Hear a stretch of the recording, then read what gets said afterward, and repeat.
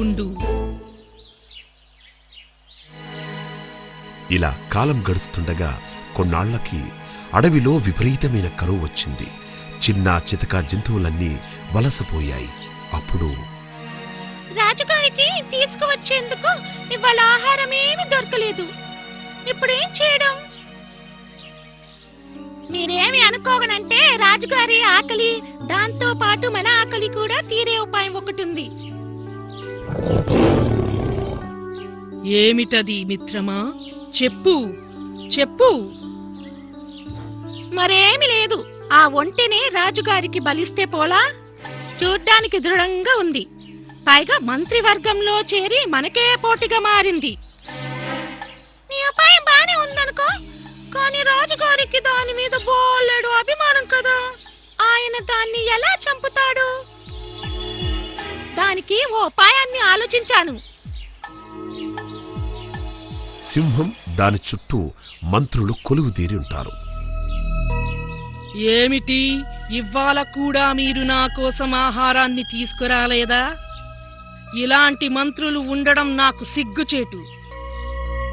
నిజమే మహారాజా, అందుకే నేను ఓ నిర్ణయానికి వచ్చాను. మీరు స్వయంగా నన్నే ఆహారం స్వీకరించండి. ఈ అడవికి మీ అవసరం ఎంతగానో ఉంది. మాదేముంది అల్పులం. కాదు కాదు నక్క బావా, రాజుగారికి నీ సలహాలతో చాలా అవసరం ఉంటుంది. కాబట్టి రాజా, నన్నే ఆహారంగా స్వీకరించండి. అబ్బే, అలా కాదు కాకిమామ. నిన్ను తింటే రాజుగారి నోట్లో ఓ ముద్దకి కూడా సరిపోవు. పైగా అడవంతా తిరుగుతూ రాజుగారికి వార్తలు చేరవేసే బాధ్యత నీదే కదా. కాబట్టి ఓ రాజా, నన్నే మీ ఆహారంగా స్వీకరించండి. ఇదంతా వింటున్న ఒంటెకి ఏం చెయ్యాలో తోచలేదు. కాని మొహమాటం కోసమన్నా తనని తినమని రాజుగారిని వేడుకోవాలి.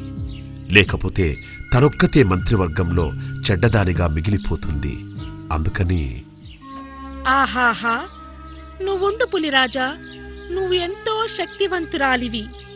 రాజుగారి మీదకు ఎవరన్నా దండెత్తి వస్తే నువ్వే ఆయనను కాచుకోవాలి. కావాలంటే నేనే రాజుగారికి ఆహారంగా మారుతాను. నాకు ఆయన చేసిన ఉపకారానికి ఇలాగైనా బదులు తీర్చుకోనివ్వండి. శభాష్ మిత్రమా, నీ సూచన భేషుగ్గా ఉంది.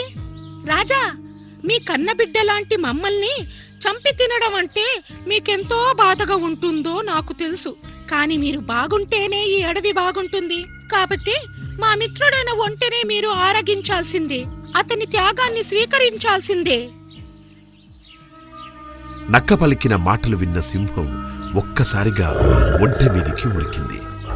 మిగతా మంత్రులంతా ఆ దృశ్యాల్ని ఆసక్తిగా చూస్తూ ఉంటాయి. అదే విషయం, దుర్మార్గులతో స్నేహం చేయడం, ముందు వెనకలు ఆలోచించకుండా మాట ఇవ్వడం వల్ల పాపం ఆ ఒంటె తన ప్రాణాలనే పోగొట్టుకుంది.